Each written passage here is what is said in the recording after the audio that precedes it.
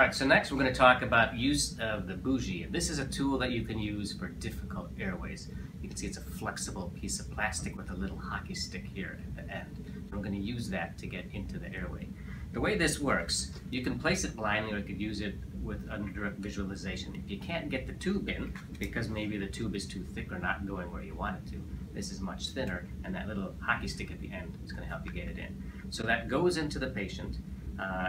And you could place it blindly if you have to, with the hockey stick pointing upward. Now the thought is, and the hope is, that because it's pointing upward, it's going to automatically catch in the trachea.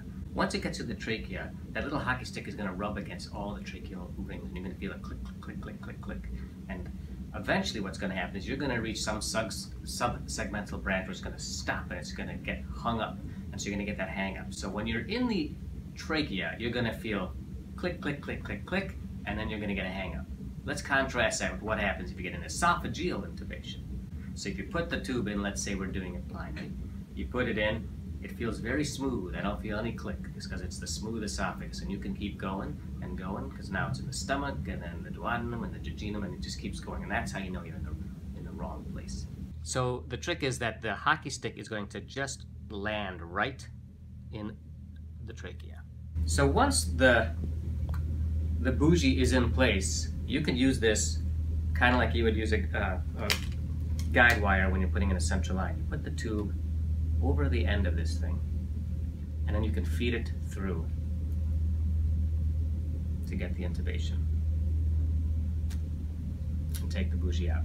And now that you have it in. A patient that has a very bloody airway, maybe they have pulmonary hemorrhage or they're bleeding from something in their mouth. This would be a great time to use the bougie. I would preload the bougie by putting the tube on there ahead of time. And then you attempt your direct laryngoscopy. And you realize, wow, it's very challenging to see anything. But you get your bougie, and you're able to put that in.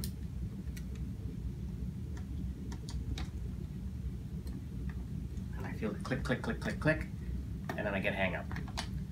Now I'm going to take this out, and I can push the tube in over the bougie.